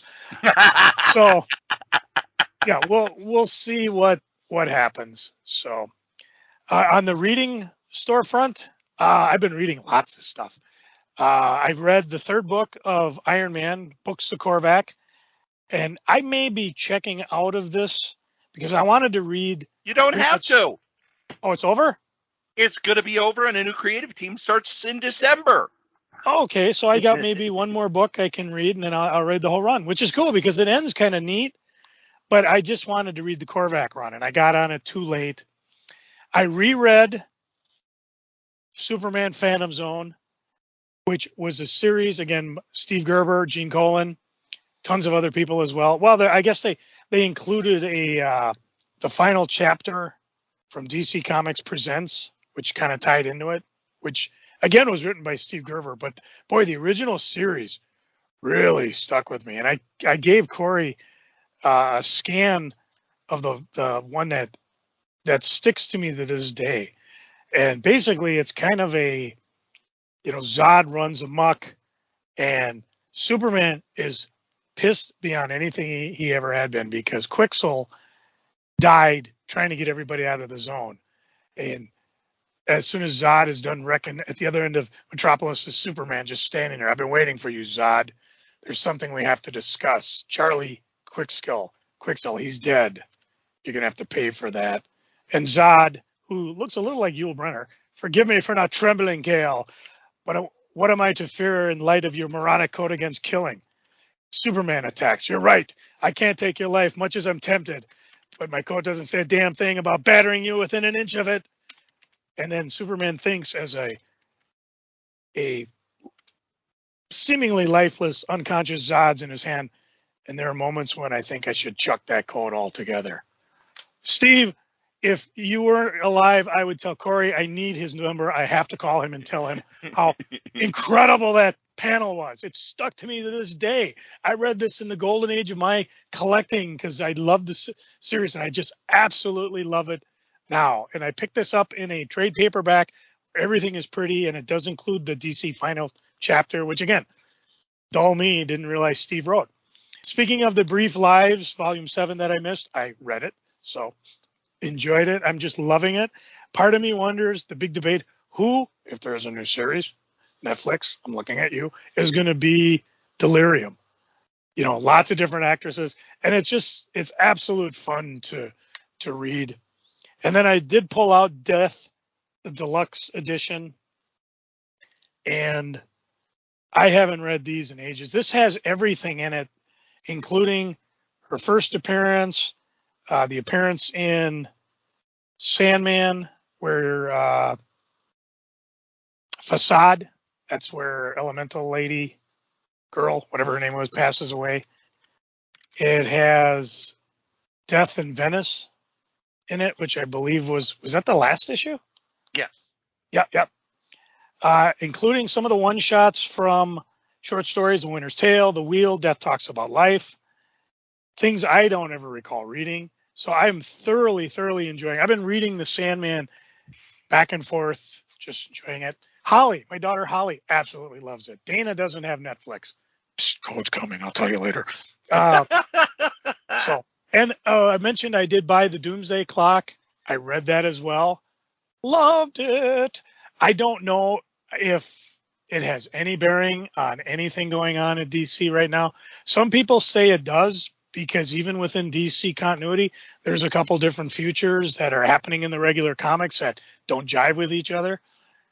Jeff Johns is still writing stuff around, so even though Quesada and Jones aren't in charge of their respective companies, we may still see that fight between Thor, a god of thunder, and a great big behemoth who gives his life stopping Doomsday. 2030, baby. I'm not holding my breath, like Cory said. Don't hold your breath. I said, well. Or you said you're not holding your breath. Yeah, I'm not holding my breath. I don't want to hold your breath either, but that's a different subject. That's a lot of reading, and I read a ton of comics, and I imagine we got an overdue review coming up sooner or later. Couple last things. My wife got tickets to go see the Clerks 3 screening. I mention that only because it's probably on a night I'm going to be working, so I'm feeling a little verklempt that night. Maybe not. I got a new bid shift coming up, and while everybody's always nervous, I'm like, I don't particularly care. If I can score a weekend off, I will. If I can keep the Thursday off that Cory and I record on, I will. It all depends on where it lands when I get up to bid on. So I do think I'll be able to keep the 10-hour days. A lot of guys are like, oh, I want the 3 days off. I said, yeah, but you got to work 10 hours. You barely make it to 8:30 and you're going nuts. There have been times, because of all of the weird flights, and just Google airline delays and canceled flights, you'll know what I'm talking about. If their flight hasn't taken off, I got to be there. So there's plenty of times I should have gone home at 10 o'clock. I did go home at 1 a.m. Again, I don't care. I'm trying to get up as much sick time and comp time as I can because, well, again, we're not going to talk about that till October. So that was kind of a sort of freaking kind of geeking, but it was fun. Cory, what are you geeking on? Not as much as you, but some cool stuff. Number one, the She-Hulk series that you talked about. I had so much fun watching it. Yes. And the other thing is, I've been talking for a while about how there's not a decent sitcom. I don't have a sitcom to watch. Mr. Mayor, the one I was liking, got canceled. Before that, we had The Good Place. But right now, there's really nothing. And I don't know if it's that I've gotten older and they don't appeal to me, or like the writer Ken Levine wrote, there's just nobody at a network who understands comedy, because it's easier to drop a drama in. Dramas are not as hard to create and write as a comedy. But on the plus side, and I forgot this because I was geeking on Sandman, Star Trek Lower Decks new season started. Yep. Yay! But She-Hulk made me laugh. Yes. And what's cool about it, it makes me almost want to go back and see the Ed Norton Hulk, which I never have. I have it in my disc. It's on Disney, but I just never did. And it also encouraged me to go back and read the Dan Slott She-Hulk, which I read when it came out, but that's 20 years ago now. Yeah. Boy, don't that make you feel old. And it was Dan Slott's first superhero book at Marvel. We all forget that because he got kind of pigeonholed into doing comedy because he got on writing at Marvel, writing Ren and Stimpy, because he was really the only one who understood the Ren and Stimpy humor, and Ren and Stimpy was a huge selling book, so he kind of got pigeonholed as a comedy writer. He had to go over to DC and write a Batman miniseries before people at Marvel went, hey! But I'm going back and reading the She-Hulk, and there's so many fun ideas that are just thrown against the wall. And I listened to an interview with him where he said part of it was he would write it full script, but the artist would change stuff based on what he felt like drawing that day. And rather than argue about it, it's like, okay, this looks really good. I got to figure out a way to work it in. So there's a wonderful sort of improv to the comic. Also, streaming-wise, I finished watching the Netflix version of Iron Chef. I have always loved Iron Chef. I don't know if I have told the story of how I fell in love with Iron Chef, but my son got me hooked on it in the late 90s when it was on Food Network, and they showed the Japanese version with the terrible dubbing and the over-the-top music and everything. And that kind of became our thing. It was on Sunday nights, and it was, okay, we're going to watch Iron Chef, then we watch The Simpsons, then we watch Family Guy. And it was the first cooking competition show, and it was, you would see these chefs doing things, and you go, I wonder if I could do that. And that's kind of where I started getting into cooking, to the point where I still see myself as a kind of, I dabble in it. But there are also friends who say, Cory, you have Mirepoix in your fridge at all times. Normal people aren't like that. Oh, okay, I guess, whatever. But they did an American version, and Food Network kind of screwed it up toward the last few years. But then Netflix bought the rights to do a new version, and they went back to kind of the original format.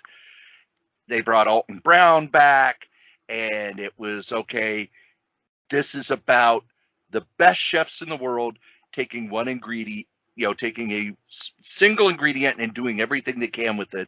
And for some reason, it just works for me.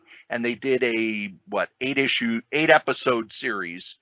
And I had to pace myself, or I would have watched the whole thing. And it's, okay, what's the next one? What's the next one? What's the next one? And I'm actually learning how to pace myself with that. Comic-wise, Dan Slott's Fantastic Four is over.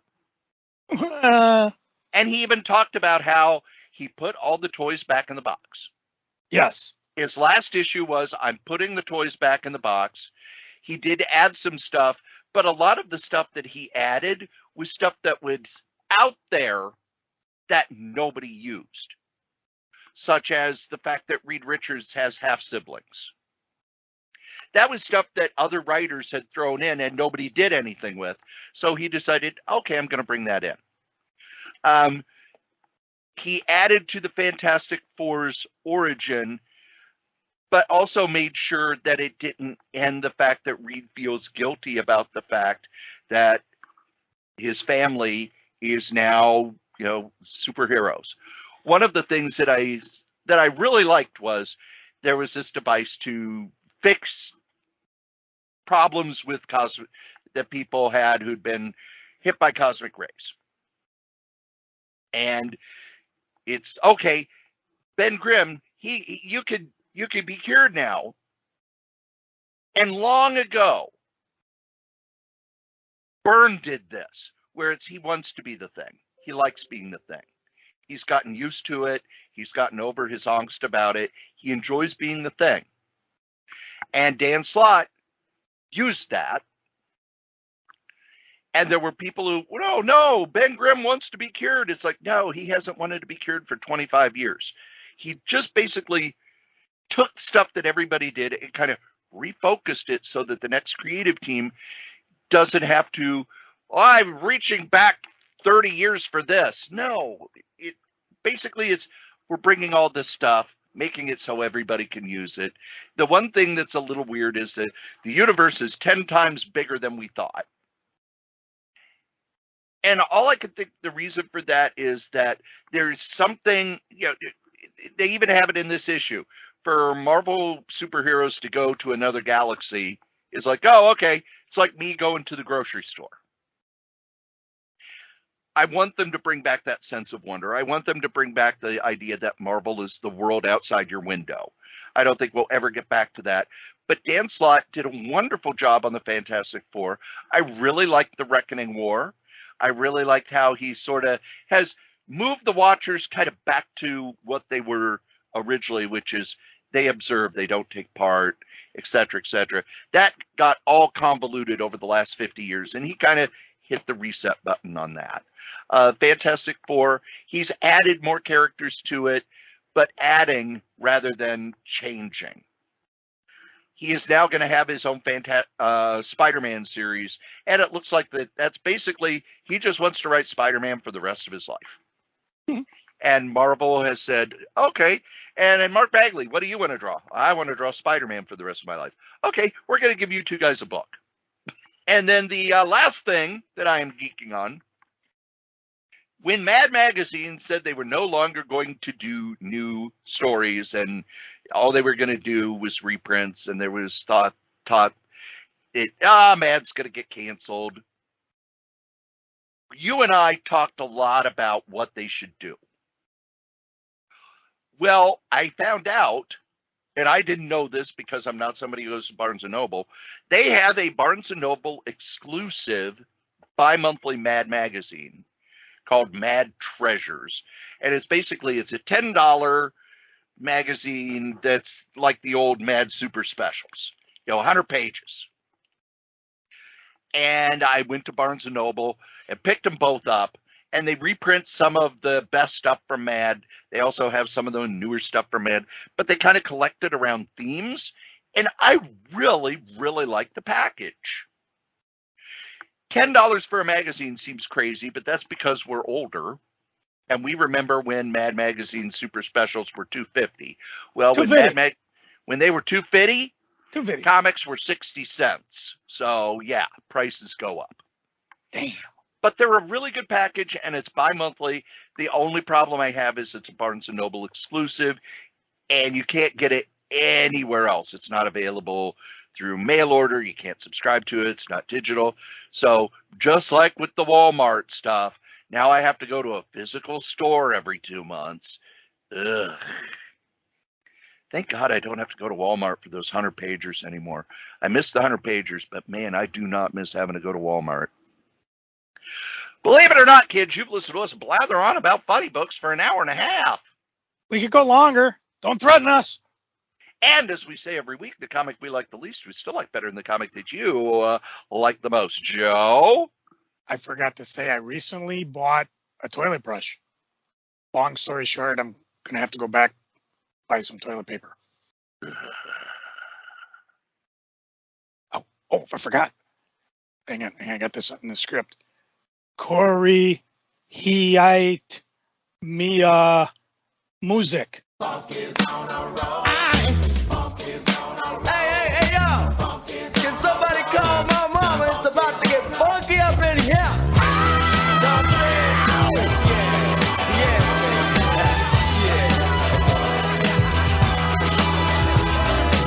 Somebody call my mama. Somebody call my mama. Somebody call my mama. What you say? Somebody please call my mama. Somebody call my mama. Somebody call my mama. Say I gotta call my mama. Get me. Somebody please call my mama. What you say now? What you got? What you got for me?